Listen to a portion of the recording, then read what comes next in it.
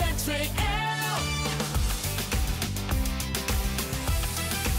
Omroep ZVL. Afgelopen week stond volledig in het teken van vrijwilligers. En dat was namelijk omdat het de Week van de Vrijwilliger was. Daarom gingen we langs bij ontmoetingscentrum Jota in Oostburg, waar we het belang van de vrijwilligers bespraken met coördinator Karien de Vrieze. Nou, hier bij Jota is het eigenlijk heel duidelijk. Het zijn de vrijwilligers die Jota draaiende houden, dus zonder hen kan Jota niet bestaan. Jota is een vrijwilligersorganisatie en zij zijn het die alle activiteiten verzorgen en de bezoekers ontvangen. Een van die vrijwilligers is Frans. Hij vertelt waarom hij ooit is begonnen als vrijwilliger. Maar ik vond het gewoon leuk om met mensen bezig te zijn.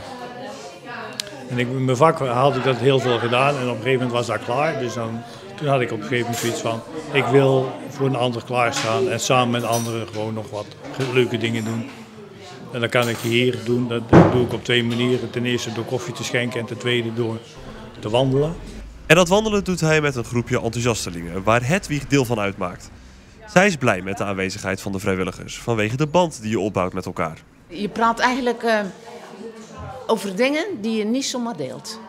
Omdat je die mensen toch vertrouwt, ook je medewandelaars hoor. Maar er zijn toch ook wel eens dingen waar je denkt, als iemand iets vertelt, dan denk ik, oh dat herken ik.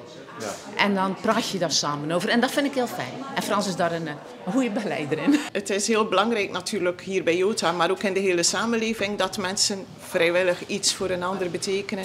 Dat mensen omzien naar elkaar.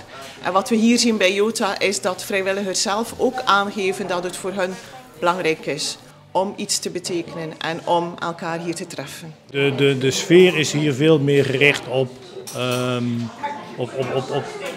ontmoeting. En niet zozeer op, er moet wat gebeuren. Er is geen planning. Er is niet aan dit soort dingen moet je allemaal voldoen. En dat vind ik gewoon lekker. Er wordt niks meer van je verwacht. Je kunt er zijn voor de ander en dat vind ik gewoon heel prettig. Maar ja, hoe geef je nou genoeg waardering aan de vrijwilligers? En doet Jota dat wel genoeg? Dat zou je eigenlijk aan de vrijwilligers moeten vragen. We doen daar natuurlijk wel ons best voor. Jawel, ik vind het ook, ja, daarom doe ik het ook. Gewoon in de dagelijkse gang van zaken probeer ik heel erg waarderend aanwezig te zijn. We hebben ook minstens 1 keer per jaar een vrijwilligersetentje.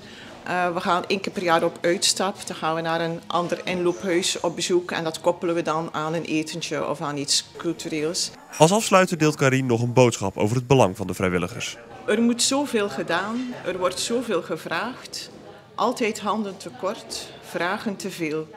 Maar het ongelooflijke is, die handen worden gevonden. En vooral gegeven, met plezier, met veel ijver, met veel warmte, met veel liefde. Vrijwillige handen, het is wat een mens zo mooi maakt, tot mens benoemt.